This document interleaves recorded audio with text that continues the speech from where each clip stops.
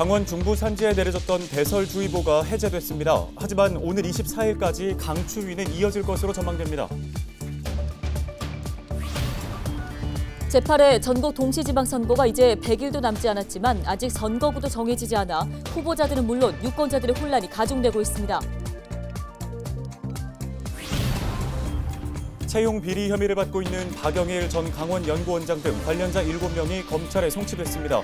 경찰은 인사 개입 여부와 시험위원 선정 등에서 문제가 있는 것으로 결론지었습니다. 지난해 여름 대규모 단수 사태를 겪었던 춘천시가 올해 대대적인 상하수도 시설 개선에 나섭니다. 안정적인 물 공급과 시민 친화형 하수 처리 시설을 운영할 계획입니다.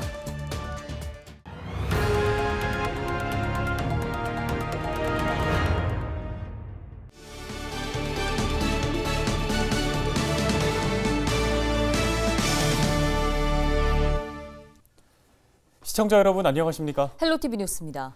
강원 중부 산지에 내려졌던 대설주의보가 해제됐지만 강추위는 당분간 계속될 전망입니다. 강원지방기상청은 22일 기준 강원 북부와 중부 산지에 한파경보가 발효됐고 원주를 제외한 강원 내륙 대부분 지역에 한파주의보가 발효됐다고 밝혔습니다. 또 23일 오전 춘천과 화천 등 내륙 지역은 영하 15도 안팎까지 기온이 떨어지고 동해안 지역은 영하 10도까지 떨어질 것으로 내다봤습니다.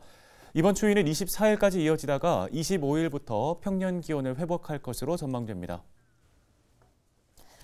제8회 전국 동시지방선거가 이제 100일도 채 남지 않았습니다. 지난 18일부터는 모든 선거구에 예비 후보 등록도 시작됐는데요. 하지만 정작 선거를 치를 선거구가 제대로 정해지지 않았습니다. 대선 이슈에 묻혀 국회 논의가 미뤄졌기 때문인데요. 박건상 기자가 관련 소식 전해드립니다. 공직선거법은 선거를 치르기 180일 전까지 선거구를 확정하도록 규정하고 있습니다. 하지만 법정 기한이 2달이 지나도록 관련 논의는 국회에 머물고 있습니다. 선거구를 조정하는 데 이해관계가 복잡하게 얽혀 있는 데다 대선 이슈에 묻혔기 때문입니다. 여야는 현행대로 인구 편차를 그대로 적용하는 안과 선거법 테두리안에서 조정이 가능한 지방의원 정수를 14%까지 확대하는 방안을 논의 중입니다. 여기에 농어촌 지역 특례 적용 등도 논의 대상입니다. 여야 모두 농어촌 지역의 대표성 확보에는 공감하고 있지만 구체적인 방안에 대해서는 의견이 엇갈리고 있습니다. 앞으로 국회가 광역의원 선거구를 정하면 그 뒤 강원도 시군의원 선거구 획정위원회가 기초의원 선거구를 조정해 확정하게 됩니다. 하지만 관련 논의가 미뤄지면서 유권자들은 물론 지방선거 출마자들조차 혼란을 겪고 있습니다. 국회 결정에 따라 자신이 출마하려는 선거구가 언제든 바뀔 수 있기 때문입니다. 그러니까 저는 어느 지역에 가서 선거운동을 해야 될지도 모르겠고 만나는 유권자들에게도 제가 이 지역에 출마합니다 얘기를 못하고 있는 상황인 거예요. 유권자들 입장에서도 지금 우리 동네가 어느 지역이랑 묶여서 시의원이 나오는지 도의원이 나오는지 알 수도 없는 상황이고. 지방의원 선거구 획정이 늦어지는 건 매 선거 때마다 반복되는 현상. 출마 예정자들은 자신을 알릴 시간이, 또 유권자들은 후보들의 면면을 판단할 시간이 부족한 악순환인 겁니다. 지금 이제 각 당들이 자기의 어떤 이기주의, 그다음에 이제 선거가 끝났을 때, 대선이 끝났을 때에 자기들이 유리한 쪽으로 이제 이것을 끌고 가기 위한 전략들이 아닌가 하는 생각도 듭니다. 결국 국회의 선거구 획정은 다음 달 대통령 선거 이유가 될 것으로 전망되고 있습니다. 선거구 획정안이 담긴 국회 공직선거법 개정안 처리가 늦어지면서 이른바 깜깜이 선거운동은 당분간 불가피한 상황입니다. 헬로티비 뉴스 박건상입니다. 채용 비리 혐의를 받고 있는 박영일 전 강원연구원장 등 관련자들이 무더기로 검찰에 송치됐습니다. 강원경찰청 반부패 경제범죄 수사대는 박 전 원장과 당시 고위 간부, 면접위원 등 7명을 업무 방해 혐의를 적용해 춘천지검에 송치했다고 밝혔습니다. 박 전 원장은 지난 2020년부터 2차례에 걸쳐 진행된 연구원 채용 과정에서 자신이 교수로 재직했던 대학 출신의 제자를 채용하는 데 개입한 혐의를 받고 있습니다. 인사 개입 여부와 시험위원 선정의 공정성 여부를 살핀 경찰은 5개월간의 수사 끝에 박 전 원장과 채용 과정에 참여한 면접위원, 채용된 이들의 혐의가 모두 인정된다고 결론지었습니다.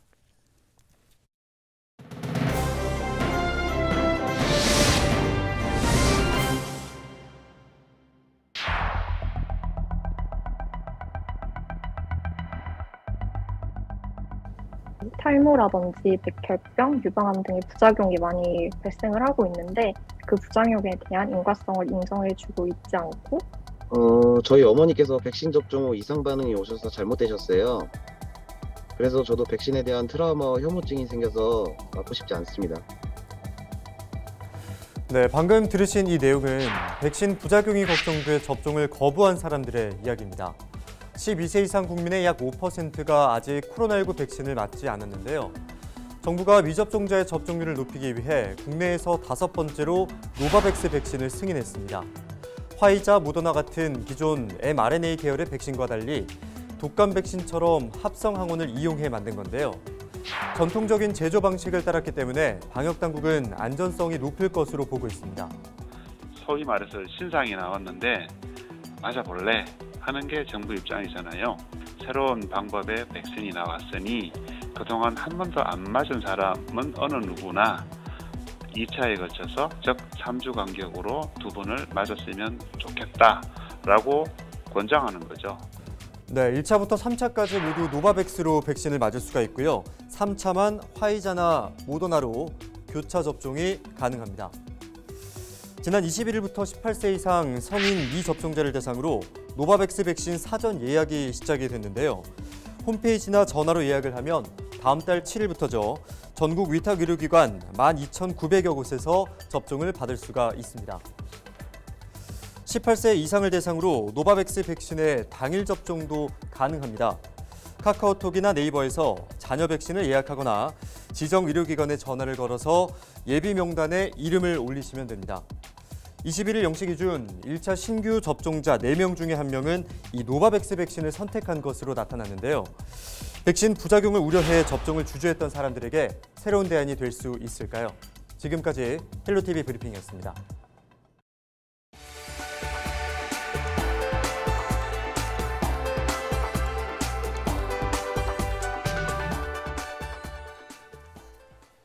다음 소식입니다. 원주시 보건소는 정부 방역 체계 개편과 코로나19 확진자 급증에 따른 재택 치료자의 불편을 해소하기 위해 행정상담센터를 운영합니다.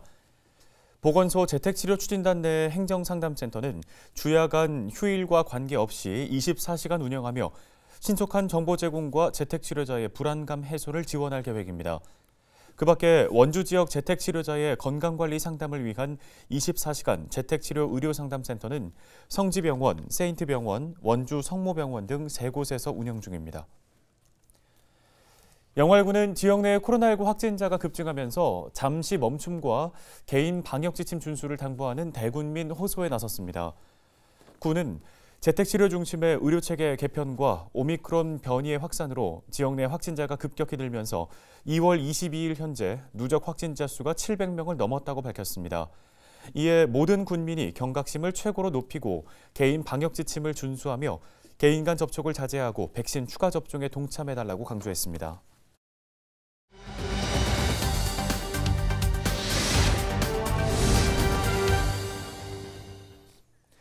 지난해 여름 대규모 단수 사태를 겪으며 한바탕 홍역을 치렀던 춘천시, 올해는 다양한 정비 사업을 통해서 이와 같은 사고를 미연에 방지하겠다고 밝혔는데요. 각 지자체별 주요 정책과 사업의 방향을 알아보는 정책 브리핑 시간, 오늘은 춘천시 상하수도 사업본부가 올해 계획한 주요 업무에 대해서 알아보겠습니다. 양진호 기자입니다. 2022년도 춘천시의 주요 정책 방향과 비전을 알아보는 정책 브리핑입니다. 이번 시간에는 춘천시 상하수도 사업본부의 주요 업무와 추진 사업에 대해서 알아볼 텐데요. 송병영 본부장님과 함께 자세한 이야기 나눠보도록 하겠습니다. 본부장님 안녕하십니까? 예, 안녕하십니까? 춘천시 상하수도 사업본부장 송병영입니다. 네, 춘천시가 호반의 도시 춘천이라는 명성을 유지하는 데는 상하수도 사업본부의 역할이 가장 크다고 할 수 있습니다. 올해는 지역민들을 위해서 안정적인 물 공급을 위한 어떤 사업이 준비되고 있습니까? 맑고 깨끗한 물의 안정적인 공급을 위하여 올해부터 추진하는 주요 정비 사업 중 하나는 1980년에 준공되어 가동 연수가 40년을 초과한 노후화된 용선 정수장을 이전하여 재건설하는 사업입니다.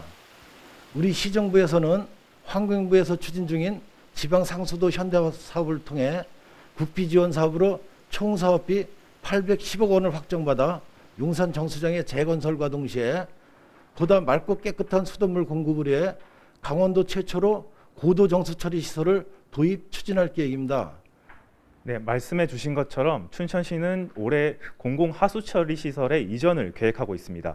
어떤 이유에서 이전이 결정됐고 이전 이후에는 어떤 효과를 기대할 수 있는지 간략하게 설명 부탁드립니다. 근화동에 위치한 하수 처리장은 준공 이후 30년이 경과된 시설로 시설 노후로 인한 처리 성능 저하 및 하수 처리 용량이 한계에 도달하여 개량 및 증설이 필요한 상태입니다. 매년 수십억 원의 시설 개설 비용이 소요되고 있으나 노후된 현 처리장에 반복되는 시설 개설 및 증설만으로는 효율적인 하수 처리를 기대하기 어려운 실정입니다. 또한 도심지의 하수 처리장이 위치해 변화된 주변 환경과 개발 여건에 저해 요소로 작용하고 있고 과거부터 악취 민원이 지속적으로 야기되고 있지만 노출형 처리장의 악취 개선은 한계가 있었습니다. 이에 우리 시정부는 하수 처리장의 시설 개선과 춘천 도시 발전을 위하여 외곽으로 이전 및 재건설을 추진하게 되었습니다. 칠전동으로 이전 새로 건설되는 하수 처리장은 지하에 시설을 설치하여 지상에서 악취를 원천적으로 차단하고 지상에는 수변 경관과 연계하여 시민들의 여가 공간으로 활용할 수 있도록 자연 친화적으로 조성할 계획입니다. 네, 춘천시는 올해 상수도 관망 블록체인 시스템을 구축하겠다 이런 식으로 발표를 했었는데요. 언뜻 들어서는 어떤 사업인지 좀처럼 알기가 힘든데 어떤 사업인지 자세하게 한번 설명을 해주시고 실제로 이게 완성됐을 때는 어떤 효과를 기대할 수 있는지 말씀 부탁드립니다. 우리 시정부에서는 총 사업비 200원을 투입하여 상수도 관망 블록 시스템 구축 사업을 추진하고 있는데요. 이 사업 내용 및 효과에 대해서 간단히 설명드리면 상수도 관망을 블록별로 고립시킨 후 운영관리 시스템을 통하여 블록별로 실시간 계측한 수량, 수질, 수압 등을 모니터링함으로써 지상에서 발견하지 못하는 누수 발생 상황을 확인할 수 있어 조기에 적절히 대처할 수 있고 적정 수압으로 수돗물을 안정적으로 공급할 수 있어 유설 향상으로 예산 절감 효과도 기대할 수 있습니다. 또한 수질 사고 및 자연재해 등의 긴급 상황 시에도 소블록 단위별로 원인 분석과 영향 범위의 파악이 용이해져 단수지역 축소 및 단수시간 단축으로 시민 불편을 최소화할 수 있고 신속한 대응 체계가 강화되어 안전하고 안정적인 수돗물 공급이 가능하게 될 것으로 예상하고 있습니다.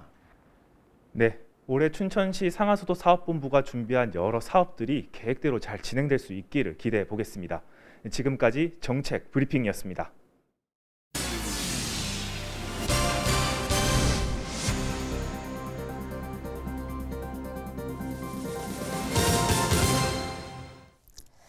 지난해 말 90대 노인을 성폭행하려다 미수에 그친 50대 남성이 13년 전 여중생 성폭행 사건의 용의자인 것으로 드러났습니다. 원주경찰서는 22일 주거침입 강간 미수 혐의로 50대 남성 A씨를 붙잡아 조사 중이라고 밝혔습니다. 검거 이후에 실시된 DNA 조사 결과 지난 2009년 6월 용인 여중생 성폭행 사건의 용의자 DNA와 A씨의 DNA가 일치한 것으로 확인됐습니다. 경찰은 주거 침입 후 성폭행을 했던 수법과 A씨가 용인에서 생활했던 흔적, 당시 피해자가 상황을 또렷하게 진술한 점을 토대로 용인 사건의 범행도 A씨의 짓이라고 판단했습니다. 경찰은 A씨에게 주거 침입 강간 혐의까지 더해 구속영장을 신청했습니다. 쌍용 C&E 동해 공장에서 협력업체 직원이 추락사고로 치료를 받다가 숨졌습니다. 지난 21일 오후 2시 20분쯤 공장 내 시설물 관련 건설 공사 중 56살 장모 씨가 4m 아래로 추락해 머리 등을 크게 다쳐 수술을 받았지만 같은 날 오후 9시 40분에 숨졌습니다. 경찰은 고용노동부와 함께 중대재해처벌법 적용 여부 등 경위를 조사할 방침입니다. 쌍용 C&E 측은 입장문을 통해 사고 직후 건설 공사를 모두 중단하고 추가 안전점검을 진행했다며 조사에 적극적으로 협조하는 건 물론 재발 방지 대책 마련에 나서겠다고 밝혔습니다. 네, 오늘 저희 헬로티비 뉴스가 준비한 소식은 여기까지입니다. 시청해주신 여러분 고맙습니다.